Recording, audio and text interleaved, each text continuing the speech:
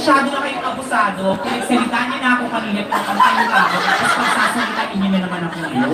Kaya isa lang naman ang sasabihin ko na huwag kayong magnanakaw. Yun lang, huwag kayong mag-a-addict. At mag-moisturizer kayo tuwing para hindi 4 layers yung leeg nyo. Diba? Naturingan kang isang alta, dry naman yung skin mo. WPS. Wala sa foreign policy, hindi ko alam yung pinag-aagawang dagat na yan. Dahil mas dagat, hindi ko nakakakit anong lasa.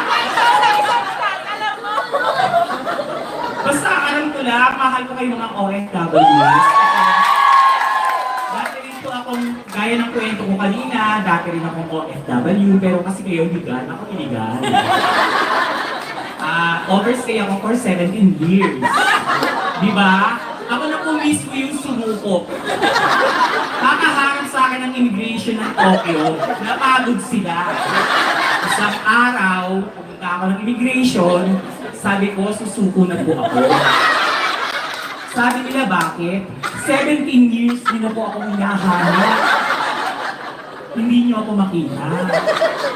Sabi nilang gano'n, sige, salamat ng marami. Ngayon, magbigay ka ng date kung kailan mo gusto umuwi. Yun yung amnesty kasi yun sa Japan, na kapag sumuko ka, magbibigay ka ng date kung kailan mo gusto umuwi. So, 2 months po yung hiningi ko. Sabi ko, bakit naman 2 months? So, wala po akong naipon for 17 years. Kasi nag-droga po ako ng nag-droga. Ganun po yung mangyayari. Sa loob ng 6 na taon, kapag nagdroga ka na nagdroga, wala kang magagawa sa Pilipinas. Yun ang experience ko eh. Yun ang experience ko sa buhay. For 7 years, suminghot ako ng suminghot. Suminghot ko lahat. Walang magandang pumasok sa utak ko. Pati yung mga magulang ko, nakalimutan kong padala ng pera. Pero yung wine, bote ang inaabot ko, hindi wine glass. Sorry, kachipan yung wine glass lang naman. Saka ininom ko ng moe. Hindi yun po talaga. Once na nagda-drugs ka, ako based on my experience, pokpo kasi ako sa Japan. Karamihan ng mga naging customer ko, yung dating kasi ng ganda ko, hindi pang-girlfriend, pang-kabit. Pang-mistress. Pang-mistress. Tapos karamihan ng mga nanliligaw sa akin, mga yakuza, mga mafia. So, meron akong isang sinagot, naging boyfriend ko. Ano siya? Drug lord.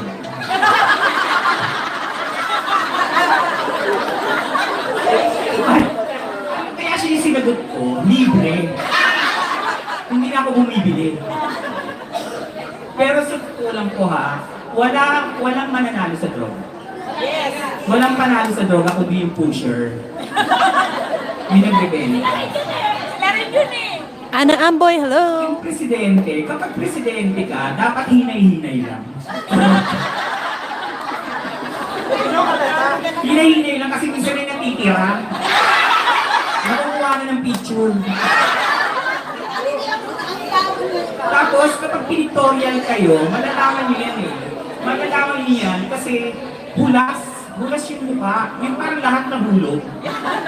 Yung eyebag mo nandito lang, yung kising mo nandito lang. Tapos yung dito mo, nasa leeg na. Ganun yung mga walang tulog.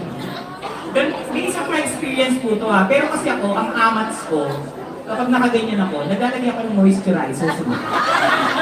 Tapos nagbababad ako sa bathtub, 24 hours. Kaya malambot ako eh. Tingnan niyo yung butod, matigas. Saka maitim yung tuhod.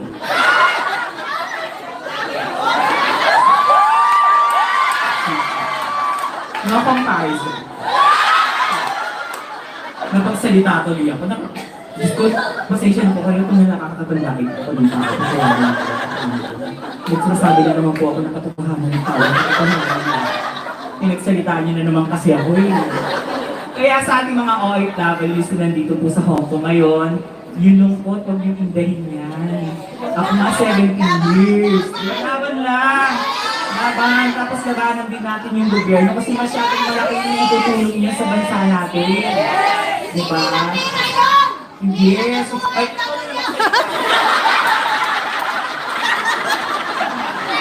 siya daw po naging Comibar.